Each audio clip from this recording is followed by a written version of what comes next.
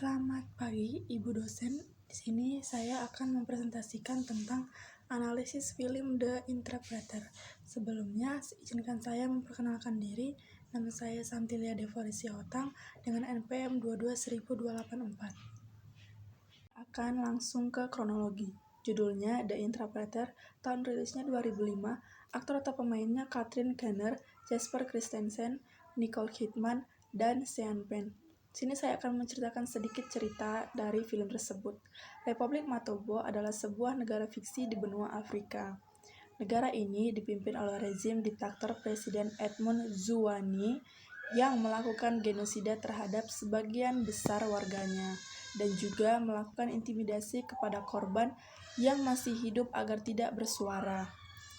Suatu hari, pemimpin kelompok pemberontak Agenen Sola mengantar dua orang pria, Simon Brome, seorang aktivis, dan Philippe, seorang jurnalis, ke stadion sepak bola yang terbengkalai. Di tempat tersebut, mereka akan menginvestigasi mayat-mayat yang merupakan korban-korban dari kekejaman Presiden Zwane.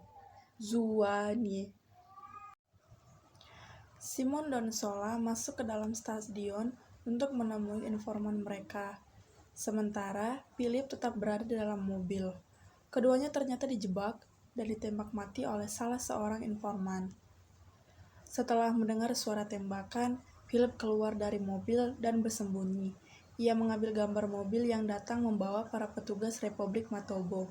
Lalu ia pun berhasil menyelamatkan diri. Sementara itu, adik perempuan Simon, Sylvia Brome, bekerja sebagai seorang penerjemah untuk PBB di Manhattan, kota New York. Sylvia adalah seorang kulit putih Afrika yang lahir di Amerika Serikat dari ibu asal Inggris dan ayah seorang penduduk Republik Matobo asli. Meski begitu, ia menghabiskan sebagian besar hidupnya di negara tersebut.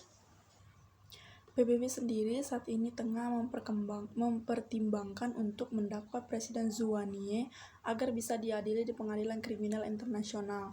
Namun Presiden Zwane bakal segera mengunjungi PBB dan ia akan mengajukan kasusnya sendiri ke majelis umum dalam upayanya untuk menghindari dakwaan. Pada suatu malam, Sylvia kembali ke ruangan kerjanya di gedung PBB dan ia tak sengaja mendengarkan dua pria sedang mendiskusikan rencana pembunuhan menggunakan bahasaku yang merupakan bahasa resmi Republik Matobo. Keesokan harinya, Sylvia melaporkan kejadian itu ke Divisi Keamanan PBB dan mereka segera langsung memanggil dua agen dinas rahasia AS, Tobin Keller serta Dot Watts, untuk menginterogasi Sylvia dan melakukan penjagaan ketat di dalam markas PBB. Selain itu, Kepala Keamanan Pribadi Presiden Zwane, Nils Lut, ikut turut campur karena ternyata laporan dari mereka mengatakan jika sang presiden adalah target pembunuhan.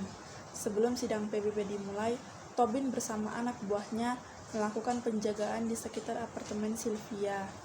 Kemudian menemukan sebuah fakta yang menghubungkan Sylvia dengan rencana pembunuhan Presiden Zwane. Kemudian lanjut ke pembahasan. Yang pertama, pembahasannya adalah prinsip equality. Prinsip equality adalah sebuah negara anggota PBB memiliki kedudukan yang sama. Yang kedua, prinsip sovereignty, kedaulatan merupakan suatu ciri hakiki dari sebuah negara. Yang ketiga, fakta sunt servanda.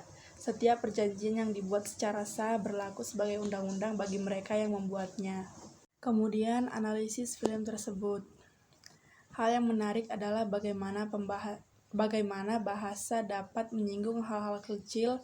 Terkadang banyak yang tidak sadar ada di sekitar.